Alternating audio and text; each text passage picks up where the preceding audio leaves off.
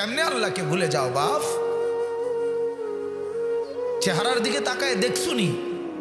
বেনামাজি হওয়ার কারণে চেহারার হালাত দেখছুনি বাপ?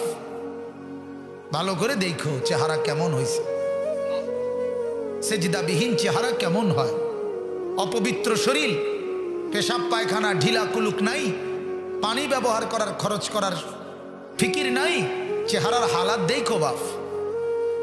কত পাউডার তো ডেলি ডলো, কাম হয় না, চেহারা অসুন্দর, কালো চেহারা, পাষাণ চেহারা, পাষাণ।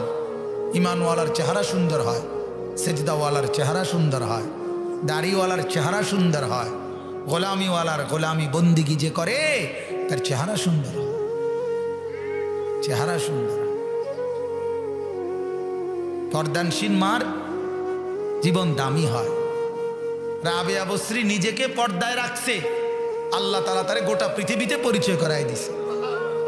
সে নিজেকে আড়াল করে রাখছে, মালিক তারে পরিচয় করাই দিছে। ফাতেমা নিজেকে আড়াল করে রাখছে, আল্লাহ সবার কাছে পরিচয় করাই দিছে।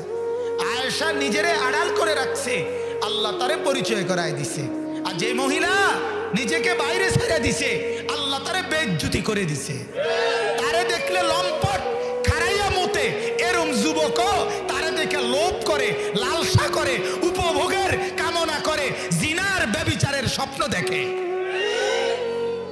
ভালো কল্পনা করে না। বেপর্দা নারীরে দেখা কেউ কয় না যে আল্লাহ এবুড়িরে জান্নাত দিয়ে, আল্লাহ এবুড়িরে জুতা দিয়ে ফিরতেন, এটা কয় জুতা দিয়ে ফিরতেন এবুড়িরে, পারলে হেবড়া নিজেও জুতা দিয়ে ফিরতেন। বেজ্জুতি ছাড়ার কিছু, বেপর্দা নারীর কপালে বেজ্জুতি ছাড়ার কিছু জোটে? যেই যুবক দেখে তারে কদ্দুর কর না, বলে ভাই তুই তো দেখছ, তোরতে তো ভালো লাগছে, তুই কদ্দুর দোয়া করস না। কথা বুঝেন নাই? তোর তো উপকার হয়েছে একটা, তুই চাইছ, তুই কদ্দুর দোয়া করছ বুড়ির লেগে? এইতে কইব কি এরম অসিব্বর লেগে বসি দোয়া করতো? কারে কি কও? তুমি তো দেখছো। কয় অসিব্য দেখেই তো দেখছি, বেদ্যপ দেখেই তো দেখলাম, ভালো হইলে কি আর দেখলাম নি হইলে? কথা বলেন না কেন? পর্দানশীল হইলে কি আর দেখতো? তো বেহায়া দেখেই তো দেখছে, বেপর্দা দেখেই তো দেখছে। বলেন নাউজুবিল্লাহ। এই আয়াত আপনাদেরকে জাহান্নামের কথা আল্লাহ মনে করাই দিছে। এটাই বলতেছিলাম, বললাম না নবীরা জান্নাতের সুসংবাদও দিতেন, জাহান্নামের ভয়ও দেখাইতেন।